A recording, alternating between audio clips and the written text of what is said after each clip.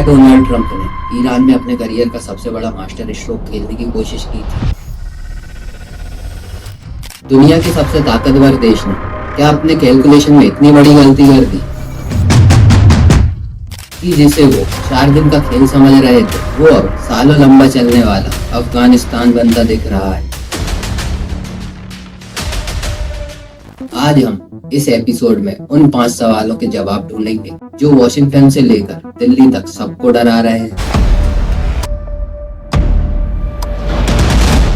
क्या इजराइल ने अमेरिका को युद्ध में धकेला है? और सबसे जरूरी बात, अगर ईरान के पास अब कोई नेता ही नहीं बचा तो अमेरिका युद्ध रोकने के लिए बात किससे करेगा? युद्ध का चौथा दिन है और मिडिल ईस्ट की आग ठंडी होने की बजाय धू करके चल रही है। अमेरिका और इजराइल का दावा था कि वे तेहरान को आजाद कराने जा रहे हैं, वहाँ लोकतंत्र लाएंगे, लेकिन हकीकत क्या है? वहाँ स्कूलों पर बम गिर रहे हैं, बच्चियों की लाशें बिछ रही हैं। इसे कारपेट बॉम्बिंग कहा जा रहा है, लेकिन ईरान में चुप नहीं है। उसने अपने सारे घोड़े खोल दिए। तेल अजीब से लेकर हाइफा तक और रियाद से लेकर कुवैत के अमेरिकी ठिकानों तक मिसाइलें बरस रही हैं। सबसे हैरान करने वाली बात जानते हैं क्या? अमेरिका ने अपने नागरिकों से कहा है, अपना अपना देख लो, हम तुम्हें बाहर निकालने में मदद नहीं कर सकते। जिस देश के पास दुनिया की सबसे बड़ी नेवी है वो अपने लाखों नागरिकों को युद्ध क्षेत्र में लावारिस छोड़ चुका है। The decision making vacuum.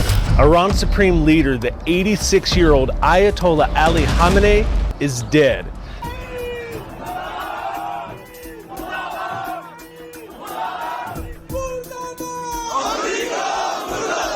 इस युद्ध की सबसे डरावनी बात यह नहीं है कि बम गिर रहे हैं, बल्कि यह है कि अब इस पर ब्रेक लगाने वाला कोई नहीं है। खमेनी के मारे जाने के बाद ईरान में अब कोई सेंट्रल कमांड नहीं है। ईरान अब वेपन्स फ्री मोड में है। ईरान के विदेश मंत्री ने साफ कह दिया है, हमारी मिलिट्री यूनिट्स अब आउट ऑफ कंट्रोल है।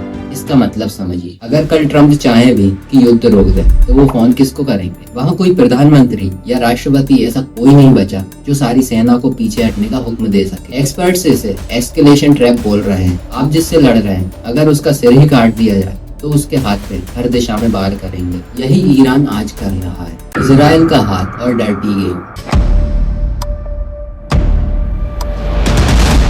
अब बात करते हैं उस छल की जिसकी चर्चा पर्दे के पीछे हो रही है। सऊदी अरब के तेल डिपो पर हमला हुआ। पहले उंगली ईरान पर उठी, लेकिन अब रियाद की जांच में कुछ और ही निकल रहा है। थ्योरी यह है कि यह हमला इजराइल ने करवाया था ताकि सऊदी अरब को मजबूरन ईरान के खिलाफ युद्ध में कूदना पड़े। अमेरिका के भीतर भी अब बगावत शुरू हो गई है। ट्रंप के मेगा समर्थक भी पूछ रहे हैं कि आपने तो कहा था कि आप अमेरिका को युद्ध से बाहर निकालेंगे, फिर इस दलदल में क्यों घुसे? मार्जोरी टेलर ग्रीन जैसे ट्रंप के वफादार अब उन्हें झूठा कह रहे हैं। क्या ट्रंप सिर्फ इजराइल के हितों के लिए अमेरिकी सैनिकों की बलि दे रहे हैं?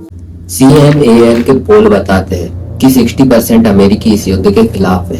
एट्रिशन की जंग। लोग पूछ रहे हैं कि अमेरिका के पसीने क्यों छूट रहे हैं? जवाब है वॉर ऑफ एट्रिशन। ईरान सस्ती मिसाइलें डाल रहा है और अमेरिका उन्हें रोकने के लिए करोड़ों डॉलर की पैट्रियट मिसाइलों का यूज कर रहा है। ब्लूमबर्ग की रिपोर्ट के मुताबिक खाड़ी देशों के पास इंटरसेप्टर मिसाइलें बस कुछ दिनों की बची। अगर सप्लाई खत्म हुई तो ईरान की बैलिस्टिक मिसाइलें पूरे मिडिल ईस्ट को खंडर बना देंगी। अमेरिका अब यूक्रेन और ताइवान के कोटे की मिसाइलें यहाँ ला रहा है, जिससे पूरी दुनिया की सुरक्षा दांव पर लग गई है। Impact on India. अंत में यह सिर्फ मिडिल ईस्ट की जंग नहीं है, तेल की कीमत $150 पर बैरल तक जा सकती है। भारत अपना 55% कच्चा तेल यहीं से लाता है। अगर स्ट्रेट ऑफ हॉर्मुज बंद रहा तो आपके किचन का बजट और पेट्रोल का दाम आसमान छुएगा। ट्रंप ने युद्ध का दरवाजा तो खोल दिया, लेकिन उन्हें बाहर निकलने का रास्ता नहीं पता। एक ऐसा ईरान जिसके पास खोने को अब कुछ नहीं बचा, वो कभी समझौता नहीं करेगा। तो क्या हम तीसरे विश्व युद्ध की दहलीज पर खड़े?